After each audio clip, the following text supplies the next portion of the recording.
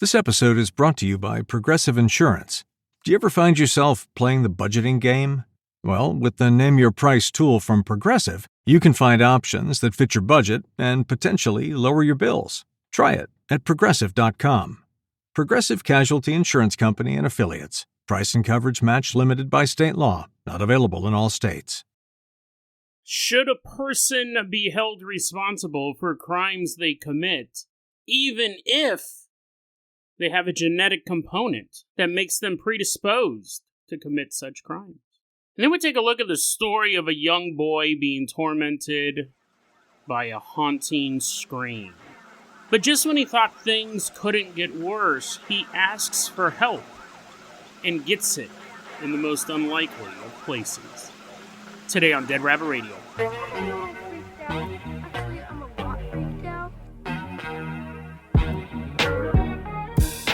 Hey everyone, welcome back to another episode of Dead Rabbit Radio. I'm your host, Jason Carpenter. I'm having a great day. I hope you guys are having a great day too. I hope you guys are having tons of fun doing whatever you're doing, and I hope you guys have some awesome plans for the weekend. I really don't have much going on, I don't think there's any new movies coming out.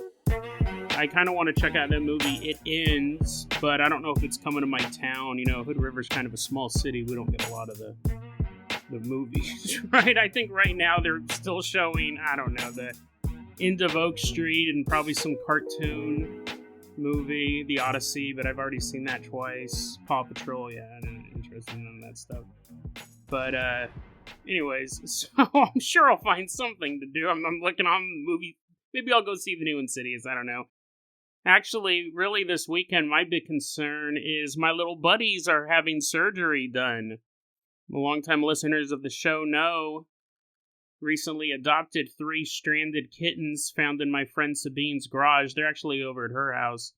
But yeah, Annie, Leroy, and Venus are all getting fixed tomorrow. Leroy's getting his balls chopped off. I mean, to put it in the most crude terms possible. Annie and Venus are getting their ovaries removed. Is that how you neuter or spay a girl cat? I don't know. But, you know, I feel bad for them. They're just little guys, and right now they're just running around eating food, jumping on each other's heads, and in about 48 hours or less than that, they're going to have major surgery done. I feel bad for them. I'm really sad. But, you know, it has to be done because we want them to be indoor-outdoor cats, and, you know, you got to be responsible about it. But I feel bad for them, so maybe I'll take them to go see Insidious 4, 6, or whatever they're at. Insidious Out of the Further, or whatever it's called. Maybe I'll take them. Maybe Insidious Out of the Further. Right after they all have a life-changing surgery, I let them see their very first horror movie on the big screen. I'm all, hey, can you crank it up even louder? Can you make it even louder? I want these kittens to be super scared. Anyways, yeah, I hope you guys have some fun. I hope your guys' plans for this weekend don't involve you being sterilized. That would be great. Someone who's never sterilized, someone who will spend their life spreading their seed all over the world, running into Dead Rabbit. I don't know if that's true, actually. Maybe a Nolo. This person may not be able to have kids. Running into Dead Rabbit Radio Command. Everyone get on your feet and give it a 4. Blitz Neo. Woo, yeah, running on into Dead Rabbit Radio Command. Blitz Neo made a generous donation during our, what are we on, 8th annual live stream special during the summer, so really appreciate that. That is why Blitz Neo is going to be our captain, our pilot this episode. If you guys can't support the show financially through the Patreon or the merch store, it's totally fine, it really is. Just help spread the word about Dead Rabbit Radio. Tell your friends, tell your family, tell everyone you know. Dead Rabbit Radio is your favorite paranormal show. That is how you can help the show grow. A few quick updates. We will be having a Dead Rabbit Radio movie night soon. I'll give you more information about that next week. And if you're looking for older episodes of Dead Rabbit Radio, you will now find them moved to a new podcast called Dead Rabbit Radio Origins, where you'll be able to listen to all the oldest episodes of Dead Rabbit Radio. Okay, Blitz. Let's go ahead and get this party started. I'm going to go ahead and toss you the hair hang glider. Everyone grab on to Blitz Neo's waist as he runs and jumps off the highest point of Dead Rabbit Radio Command and glides us all the way out to Florida. This is the 3rd time we've been here this week. Headed all the way out to Florida. It's a pretty disgusting story, but absolutely fascinating. I came across this the other day. It's July 6, 2026. We're in Florida. Specifically, we're in Mulberry, Florida. More specific than that, we're at the local Walmart. I'm sure they love the advertisement. I'm sure they were glad to see themselves in the news regarding this story. We're walking through Walmart. We're doing some grocery shopping. We're getting some DiGiorno pizzas, picking up Olivia Rodrigo's newest CD. You know what? That actually pisses me off. This is not a joke or a bit. I pre-ordered Olivia Rodrigo's CD, like in March, and I never got it. And the only thing I can find is when I wanted to see if no one else had got it. People on Reddit were saying they hadn't got it yet. But I think we all got ripped off. And I'm not going to go out and buy another one. I bought the new CD. Where is it? I actually was like, where? It's so stupid, dude. So anyways, I actually was looking forward to it, but now I hope I don't hear it at all. Sorry, I don't know, I'm not sorry, Olivia. You owe me a CD. I paid you money for that. Anyways, we're destroying the Olivia Rodrigo CD section. We're all kicking it. Surprise, surprise, there's no CDs there either. It's just an empty case. And they go, well, you paid for it, but you don't get nothing. What a ripoff. That's something you expect to happen in the 80s via Columbia House Records, some mail-in program. Not today, not in 2026. Anyways, we're walking around. Now, I totally forgot about that. I'm so pissed off about it. Anyways, we're walking around Walmart. I'm going to be screaming really loudly about it. We're walking around Walmart, and while I'm making a ruckus, a couple aisles over, a mom and her 5-year-old daughter, they're doing some shopping. And this is all on video. Creepily enough, it's all on video. This mom and this daughter are doing some shopping completely unaware that something super disgusting is happening right by them. And what happens is an employee sees what's happening. And he walks up to the...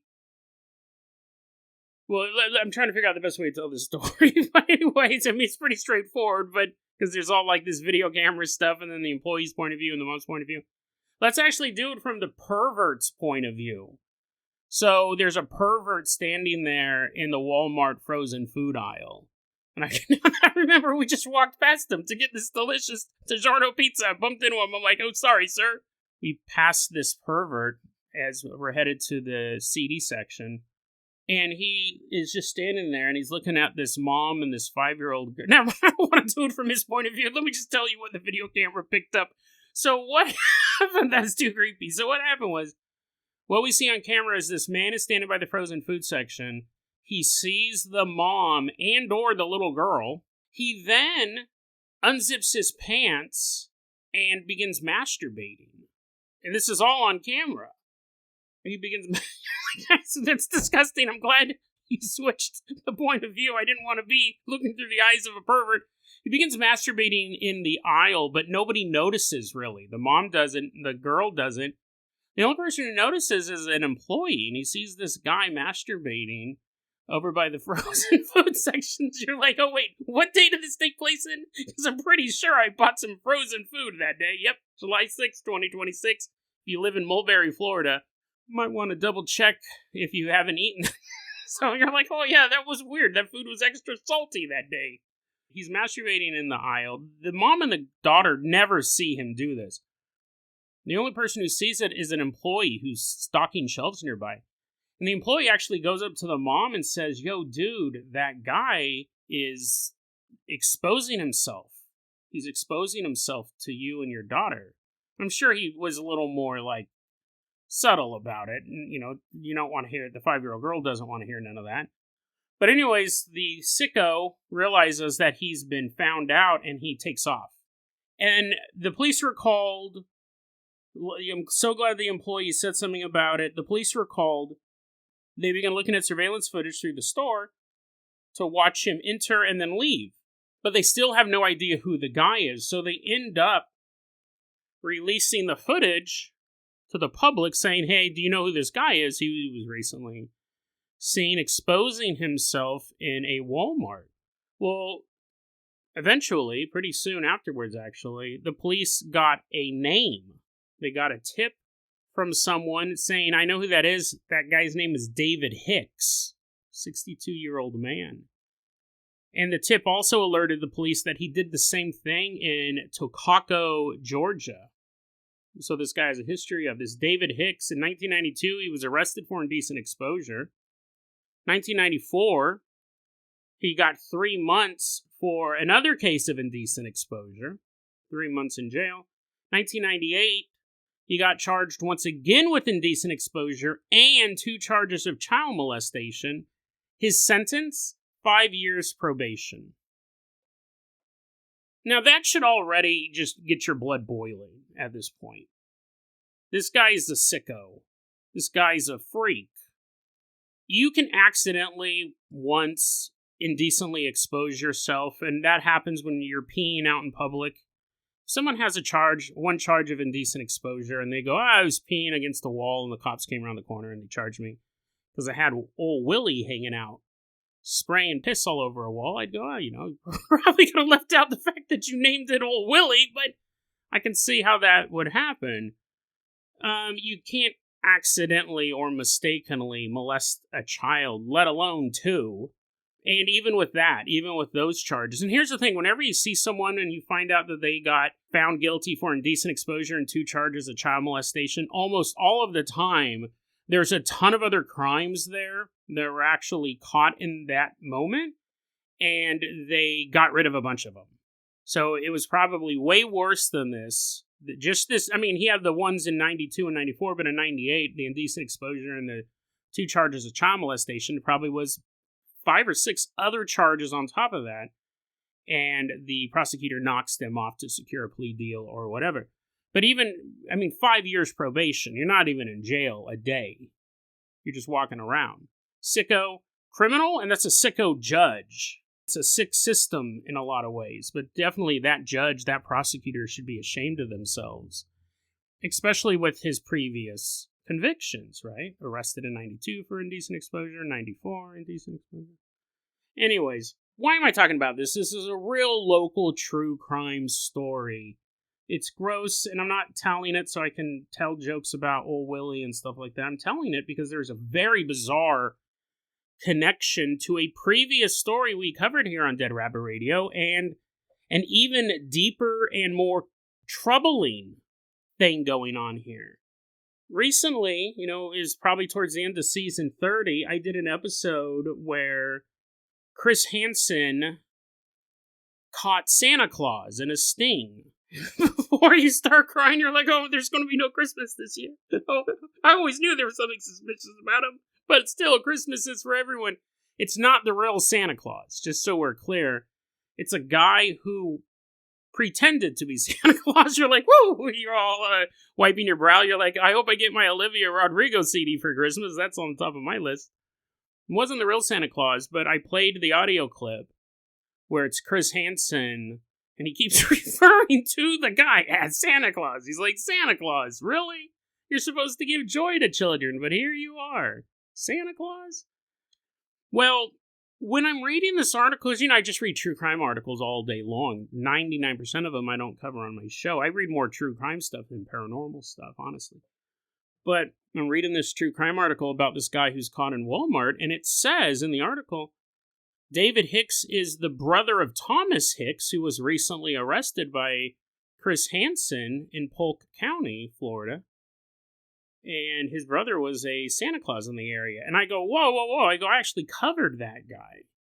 I covered the Santa Claus story. Yeah, April 2026 was the Santa Claus episode of Takedown with Chris Hansen.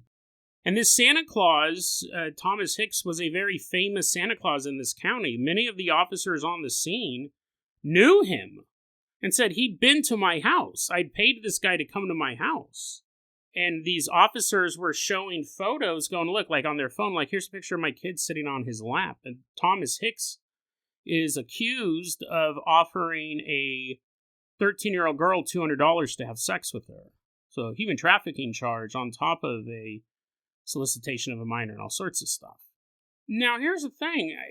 Again, in a vacuum, the story of David Hicks masturbating at the Walmart is creepy, and a reminder that the justice system and many judges and prosecutors themselves are completely broken. defense lawyers, I'm not giving them a pass either, but that's their job. The prosecutors and the judges are supposed to be the counterweight to them.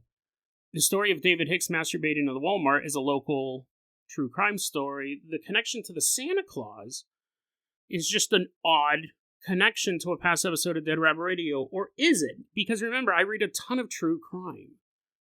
Mostly news articles, right? I used to read a ton of true crime books, but I've read so many of them, they start to become samey, so now I focus more on current true crime. And one thing I've noticed is a ton of situations where two members of the same family are arrested for the same type of sex crimes. I've just seen that across years of reading these articles. There's been two patterns that have popped out a lot in reading a ton of true crime, specifically about sex crimes. One, you'll find people in the same family committing the same type of crime, and we'll get to that in a second because you wonder why. The second one, and I've actually done research into this, and I haven't been able to find anything. I think it's a more esoteric answer. And I'm going to say this, and if you follow true crime, you're not going to be able to unhear it. You're not going to be able to unsee it once I say this. You're going to notice it all the time as well. The amount of sex crimes that make the news that are located in either the state of Washington, Washington, D.C., or a city or a county named Washington seem far more numerous than any other location name in America. Now, you could argue there's more places called Washington in America, and that might be true.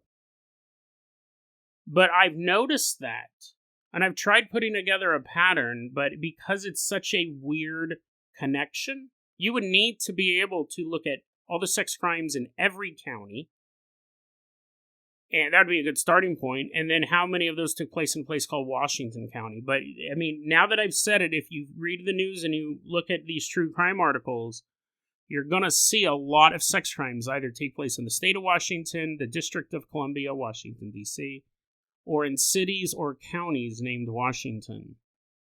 Now, again, maybe there's just more places in America named after our first president than I would imagine.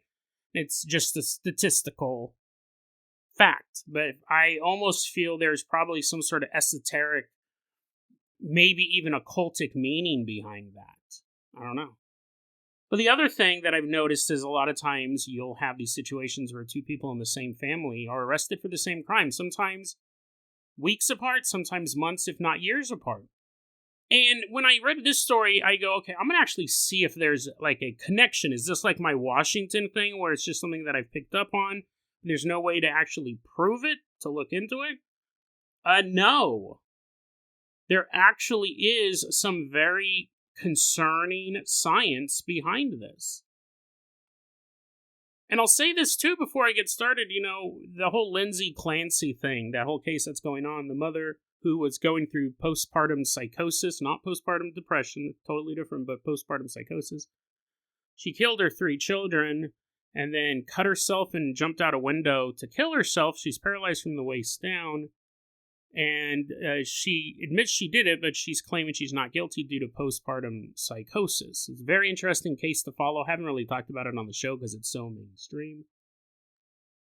Because she admits she did it, the big question comes into how responsible is she? If you're psychotic, if you actually are going to all these doctors and trying to get all of this help, but you do it anyways, are you responsible because of your psychosis? Or can you be psychotic and actually plan ahead? There's a lot of interesting questions, and this is a very fascinating trial. It comes down to, is she responsible for what she did? We know she did it. She admits she did it. Is she responsible for it? What if you could argue the same thing with being a sex criminal? Say, I had no choice. I had a genetic disposition to do this. This is absolutely fascinating. It goes against everything. I'll give you what I think in the ending, but it goes against everything we think of when we think of sex offenders, right? They're the worst of the worst. Actually, I'm going to say I'll say my thing out loud. It doesn't matter if you have a genetic disposition towards it. If you do it, if you commit a crime, you should be found guilty of that crime, and there should be no leniency.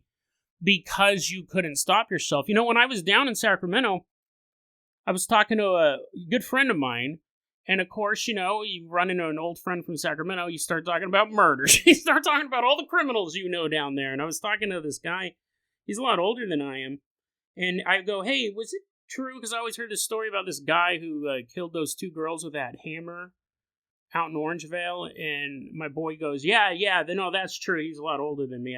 Not my boy, my man, but that sounds a little more romantic. But he's like, yeah.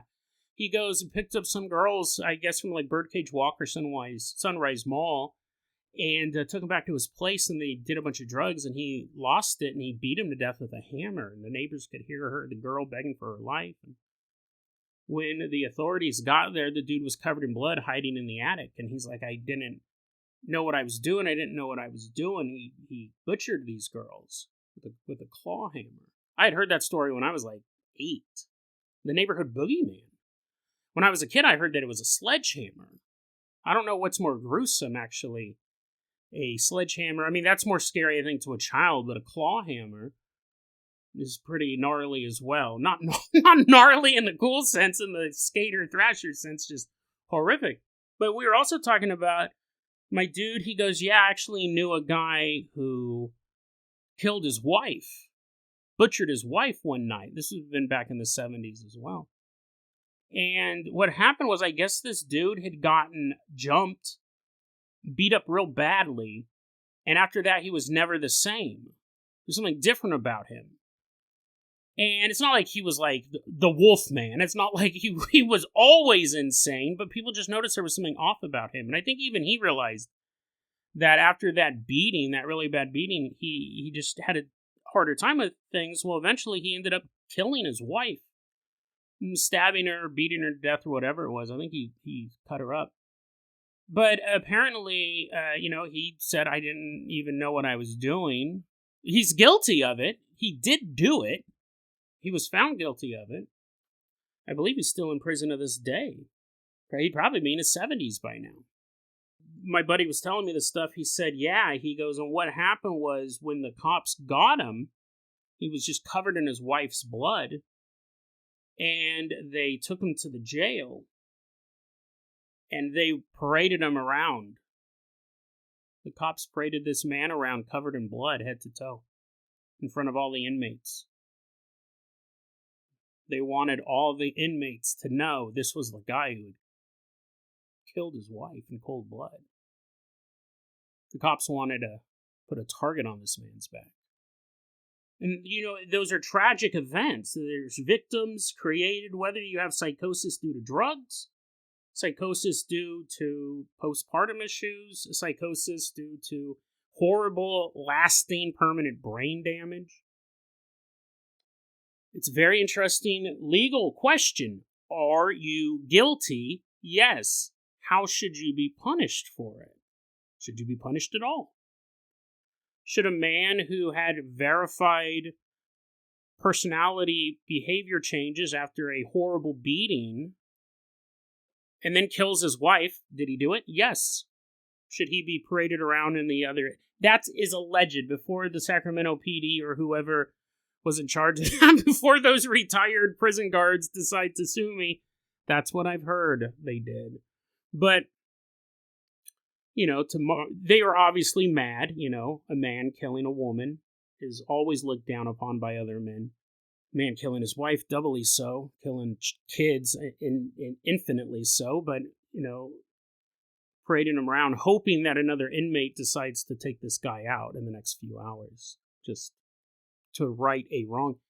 Did they have the ability to make those decisions, is the question. Now, we're going to take a look at this real quick here, and then we're going to move on to the next story. It's getting way darker, way darker than I thought it was initially going to be, and it started off pretty dark. So this is really interesting. They did a study in Sweden where they looked at 21,566 men convicted of sexual crimes from a time period of 1973 to 2009. We have a massive sample. We have a massive sample group across age. We have a massive sample group across time. And what they did was they wanted to look at, is there a connection, a family connection between sex criminals? And obviously the full study will be in the show notes. I'm going to break it down for you here. What it came out to is this. If your brother, like the story of the two Hicks brothers, I shouldn't say your brother, because you're all like, listen, man, my brother's a huge pervert. Please, I don't want to be connected to this. Okay, hypothetically, we have Tony and Joe. They're brothers. They're full brothers. Same mom, same dad. If Tony commits a sex crime and they see this link closer with child molestation, which is arguably the worst, than actual rape. And when I say actual rape, I mean rape against a woman or another man, but rape, sex crime versus an adult, child molestation. In Sweden, it's under the age of 15 is what they consider a child. Or under the age of 18 if you're a person in a position of authority, like a teacher or a judge, police officer, or something like that, minister. Full brothers. If one of the brothers commits a sex crime, specifically child molestation in our example here, the other brother, his actual mom, same dad, biological brother, has a 5.1 times chance higher, 5 times chance higher. I'm bad with numbers, but basically 5 times higher of being convicted of a similar sexual offense compared to someone without that family relationship. So this is just the easier way for me to say it. If your brother has committed a sex offense, you have 5 times higher chance of committing a similar offense than someone who's not related to your brother. For a father and his son, the odd is 3.7 times higher. So if your dad commits some sort of horrible sexual offense, your chances of doing the same are 3 times higher, 3.7 times higher than the general public. Half-brothers who have the same father, 2.1 times higher than the general public. And half-brothers with the same mother, 1.7 times the odds of committing a similar sex crime as opposed to the general public. Now, what's interesting is when I was looking at this study, because again, I went looking for proof to kind of back up my theory, because I'd seen a ton of articles where family members were committing the same crime. My first inclination when I was looking at this is, well, if there is generational sex abuse in a household, if a father is molesting his 2 boys, the chances of the 2 boys molesting other people, of course that would be higher. This study actually says that's not the case with these numbers. They looked into that. Because they said, one, the fact that they can tell that the amount diminishes through different bloodlines, full brothers versus a father and a son, and then the numbers drop even more if you go half-brothers with the same father and half-brothers with the same mother. They go, the fact that we can look at that lineage proves that it's a genetic factor. The other thing is that they looked at their home history. They looked at their life history, these brothers. These brothers that they were looking at, out of these over 21,000 sex criminals that they examined, they could look at their home life, their experiences. This is what, when they break all of that down, this is what it comes down to. 40%, this is what may make someone predisposed towards being a sexual criminal, a sex offender, sex predator. 40% of it is a genetic factor. 58% of it is what they call a non-shared environment. So not the home, not the school, not having the same minister and the same teacher. It's actually means they had experiences they did not share with each other. Different friends, different relationships, different horrible things happening to them. So that means 58% of these brothers, 50% of these cases, basically they could argue the reason why they became sex offenders was not related to anything genetic or anything that happened to them in their own home or in their own neighborhood, but separate things that happened to them. So the majority of them would be separate things that happened to them that led them down that path, whatever it is. Alcohol addiction, whether it's trauma, sex trauma they experienced themselves, whether it's them just getting a kick out of it because they like it and they had an experience and they liked it and they wanted to continue to do it, the thrill. 58% of it is just happenstance that they happen to be brothers. It's things that they did that weren't related to each other. But 40% of it's genetic. 2% of it is shared family environment. 2%. That's where they're both living at home, their father or their mother abuses them, and they, to process that, continue the cycle of abuse. 2%. 58%, factors that weren't related to either of them. 40% genetic. And the study goes, we don't know why.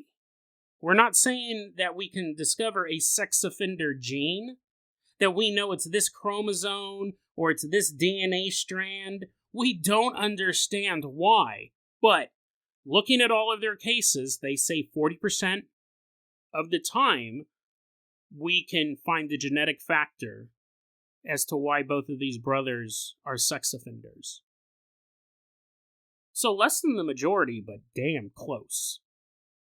I feel for somebody who's born attracted to children or born for whatever reason that can, like, genetically can only be aroused by thoughts of harming people sexually or molesting kids or only being attracted to kids. Listen, dude, I feel for those people. I do. But you can't do that stuff. It's a crime. It's one of the worst crimes. It's horrible. And I will never be a MAP supporter. Those are people who say they're minor attracted people. Listen, if you are born with the genetic, if you're born that way, you're only aroused by children. I'm not going to say you need to go kill yourself. I'm not going to say you need to be thrown in prison and raped by Bubba and all that stuff, because I don't think any of that is helpful as well. But if you offend, you're getting the max. I think you should get the maximum sentence the same way someone who wasn't born that way but chooses to commit those crimes should be sentenced. Because you committed the crime. I'm sorry. Listen, I feel bad for people who are born like that. I feel bad for people who literally can't control themselves. It's part of their genetic disposition. But if I'm on your jury, I'm throwing you away for the longest time possible. Even if you can bring out every scientist in the world saying from birth he was genetically dispositioned to do this. I don't care. Because you did it. So crazy, though. I mean, like, it's scary, honestly. I think it would be, this type of stuff would be very terrifying, especially if you did have someone in your family who committed this stuff. And it does not mean that you're going to be a sex offender because your brother was. Because obviously there's a lot of brothers who don't do it. It just is really weird that we can see these huge connections. 5.1 times higher than the general public to go out and commit a sex crime. Again, specifically child molestation. And we don't know why. That's the scariest part. If we did know why, we could fix it. If we didn't know why, we could medicate it or something like that. Jeez, 36 minutes. I was talking about that way longer than I thought I was going to, probably because I started talking about all the other murders and all the other crimes. You know, I'll be honest, though, saying all that stuff, like, how would I judge the Lindsay Clancy trial? Listen, I can't really say, because I'm not in the jury and I'm not seeing all the evidence. I'm just reading a couple articles. But I mean, people may not like this. This is what I've said to my friends when we talk about the case. I go, it's really it's interesting because from what I know from reading the news, from sitting on a jury, and I go, wow, she had a psychotic break, and people have psychotic breaks, and she had no control over what she was doing based on what I've read just on the news articles. As a juror, I would be likely to vote not guilty due to insanity. However, I would also be sitting in that jury thinking, listen, I think she's not guilty, but if I vote not guilty, I have to and jurors shouldn't do this, but they do it, because they'll go, well, I don't think this guy really did this, but if I vote not guilty, there's going to be a riot. That's not how the justice system is supposed to work. You're supposed to just look at that trial. By the same thing, I'd be looking at it and go, well, she had a psychotic break. I don't think that she's guilty of it. But if I vote not guilty and she walks, will that inspire other women to purposely kill their children and claim the same thing? Whether or not they're adjudicated successfully is irrelevant. Whether or not they're all found guilty anyways is irrelevant. If I vote not guilty, how many women out there are going to think that they can get away with murdering their kids and walk scot-free? Jurors shouldn't think like that, but they do. And I said, I fully honest, if I was a juror, that would be in the back of my head. I'd vote not guilty, but I'm concerned that even if 10 or 15 women across the 100 million women in the United States murder their children because they think that they can and they'll just claim this, because we have copycat murders. It's not outside the realm of possibility. Should a juror take that in consideration? No. But I'd be lying if I said that I wouldn't. Or couldn't, even. Crazy story, yeah, it's, And my apologies, actually, I've been talking about the Lindsay Clancy situation like everyone knows what it is, but yeah, she just murdered her 3 kids and said it was postpartum psychosis, and doctors seem to back that up. But anyways, yeah, fascinating and tragic true crime story. I talked about all that longer than I wanted to. I'm not going to end the episode right here, obviously. Let's tell a fun story. I was going to tell a story, a real cool story, about a gamer who has a haunting that lasts for quite a long time and some bizarre after effects, but it takes too long. So let me take a break. I'm going to find another story. We're going to finish this out on a more uplifting notes than sex offenders and women killing their children. Okay, I took a little Battlefield 6 break and reconvened. I know what I'm going to tell. I know what story I'm going to tell. Blitz Neil, let's go ahead and toss you the keys to the world-famous Carpenter Copter. We're going to say goodbye to Florida. Why don't you fly us all the way out to a house in anywhere, USA? And I know we don't have a lot of time remaining in the end of this episode, but I do have to say this real quick. Earlier today, I watched a movie called Baleful. I've never even knew what that word was. I actually had to look it up. It means an evil presence. The movie Baleful, I found it on Amazon. It's by a production company called Deformed Lunchbox. We've actually watched 1 or 2 of their shorts during our Dead Rabbit Radio movie night. The movie almost transcends Dead Rabbit Radio Recommends. What I mean by that is, from the very first scene to the last, the entire time I was thinking the same thought. This is the movie I've always wanted to make. I'm a big fan of movies, big fan of movie making. I'd love to make a movie. I've acted in, quite a few shorts, but it'd be fun to actually be, more behind the scenes. And, I've always, this is the movie I would make. It's the look I want. It's the sound design I want. It's the cinematography I want. The plot I want. It was quite odd watching, for me, what is the perfect movie. Now, here's the thing. It's the movie that I would make if I had thought of it, and I've thought of ideas like this. You're like, Jason, do we need to call somebody? Do we need to call a mental health counselor? Everything about it, from the first scene to the last, there's not a thing I would change. It's 100% a movie I would have made. I love it. Absolutely love it. Now, it's very disturbing. So if you're like, oh, Jason's always telling funny jokes, it must be a whimsical comedy. But man, it transcends me just saying it's a recommend. Your mileage may vary. You may not like the movie at all, but it's 100% the movie I would make. It's fantastic because it was like watching something I made in an alternate universe. So hats off to the people at Deformed Lunchbox. We'll watch more of their shorts coming up on our next Dead Rabbit Radio movie night. I'll talk more about that next week, but check out Baleful. Dead Rabbit Radio recommends and beyond Baleful. I saw it on Amazon Prime, but I'm sure it's other places. I'll put some links in the show notes. Okay, Blitz Neo flies us out to this house. It actually may not take place in America. I thought about that as I was double-checking my notes here, because they use words like caught. They said a child hides behind her cot, right? Americans don't call that unless they're on MASH. Unless they're on the television show MASH. The only time I ever hear a cot is like military. Or they also spell pajamas wrong. They spell it with a Y. So it's probably not America. It's probably Britain, Europe, or something like that. But anyways, the year's 2026. This is a recent story. It's still kind of going on. We're about to meet a young father. We'll call him Jerry. We don't have the real names. We'll call him Jerry. He's 33 years old. And he has a daughter. We'll call her Andrea. She's 3. And he's been putting her to bed. 3-year-olds. I've never had one, but I'm assuming they don't know when to sleep. So you got to constantly be like picking them up and going, time to sleep. Let's watch a movie. You want to watch a movie, kid? Before you go to sleep, hey, let's put in Baleful. That starts off with an entire man duct taped to the floor, screaming in pain. It's awesome. The movie's fantastic.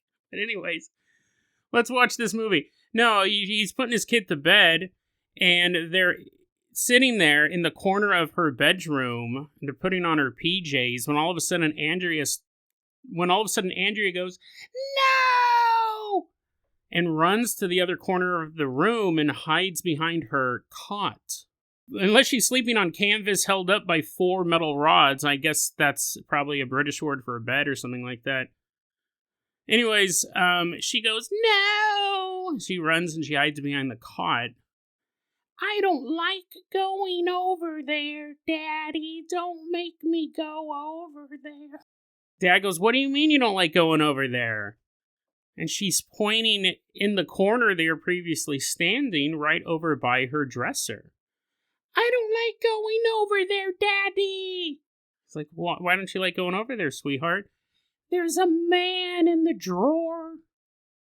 He goes, what? There's a man in the drawer of my dresser. He's all getting scared. He's standing right next to the dresser. He's leaning on it. Ah. What do you mean there's a man in your drawer, kiddo? And she goes, there's a man in my drawer. I don't know how else to put it, Daddy. There's a man in there. And he's mean. He's mean. He's very cross. These are the words she used. So again, not American word. Very cross, Governor.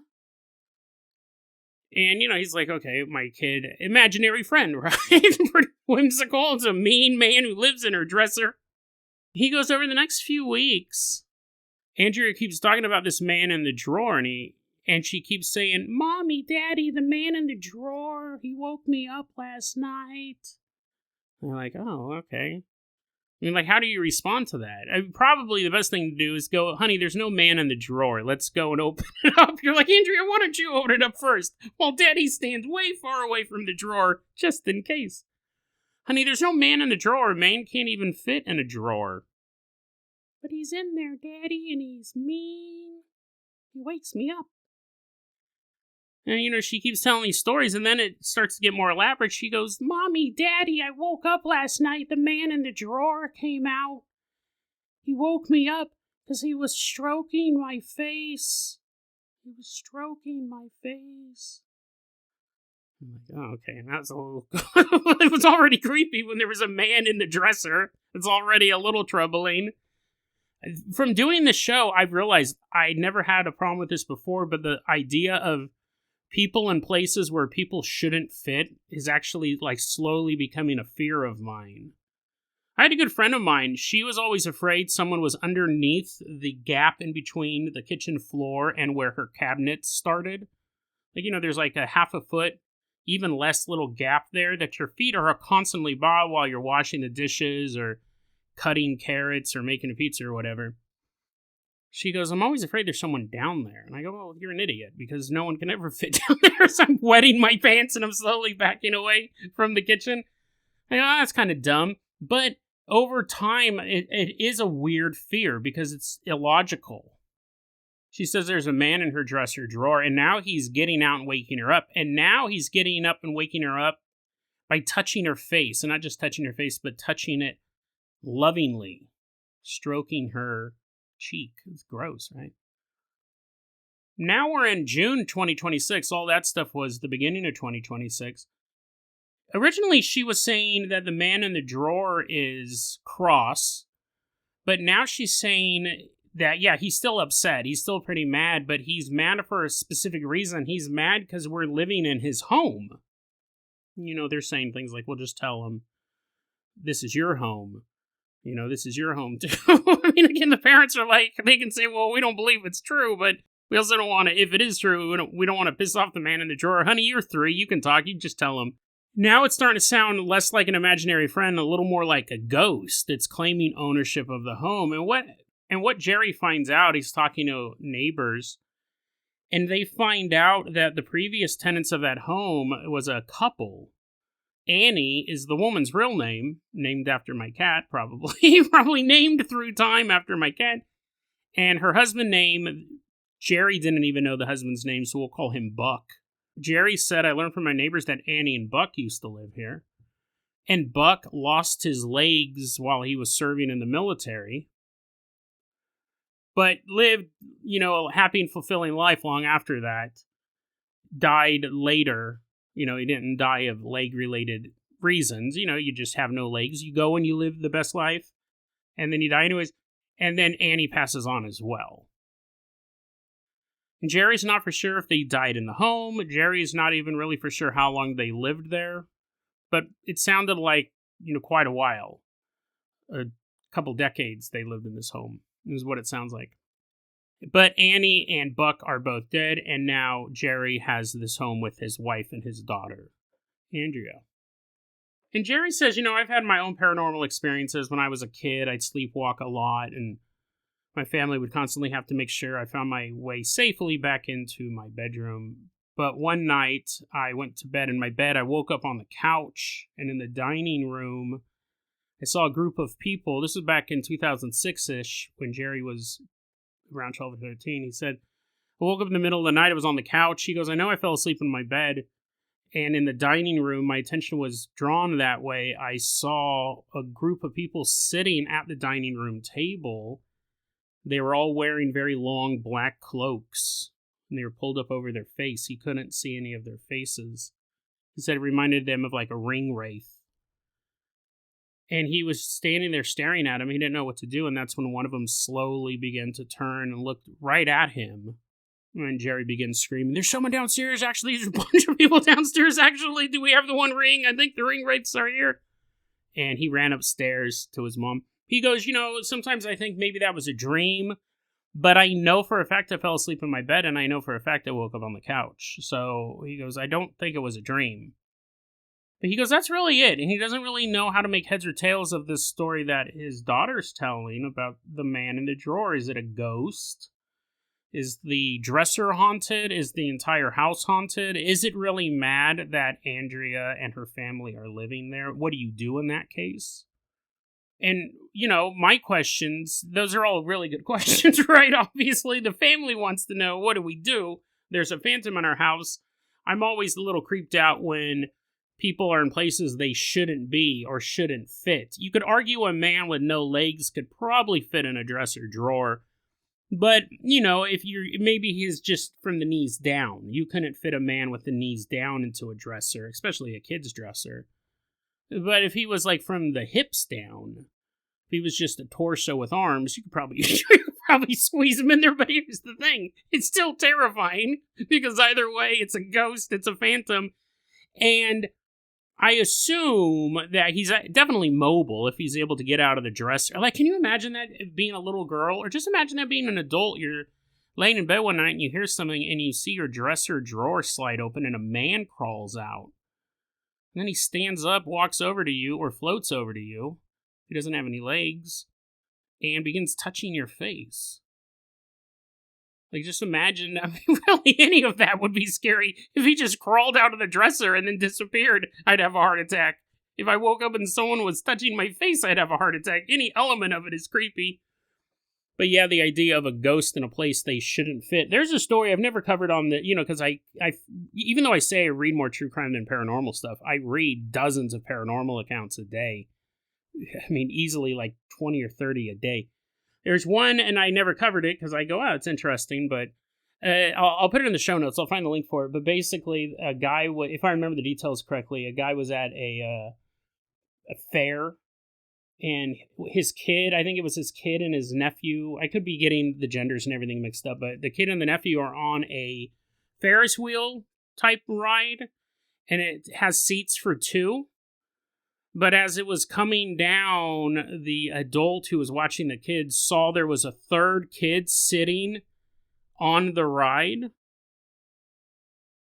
And he couldn't physically fit, but he clearly saw 3 children. He saw his son, his nephew, and then a third child sitting in between them. See, stories like that really creep me out because it not only is a haunting, but it's also messing with perception and physics and all of these things. Think of ghosts walking through walls. We just go, okay, ghosts can do that because they're a spirit. But, fitting into Jason, if they can walk through walls, they can definitely squeeze between 2 children or slither out of a drawer. It's still just creepy to me. People in places where they shouldn't fit. A ghost crawling out of a jewelry box, a full-size, 6-foot-tall human apparition crawling out of a jewelry box, because you can't comprehend that.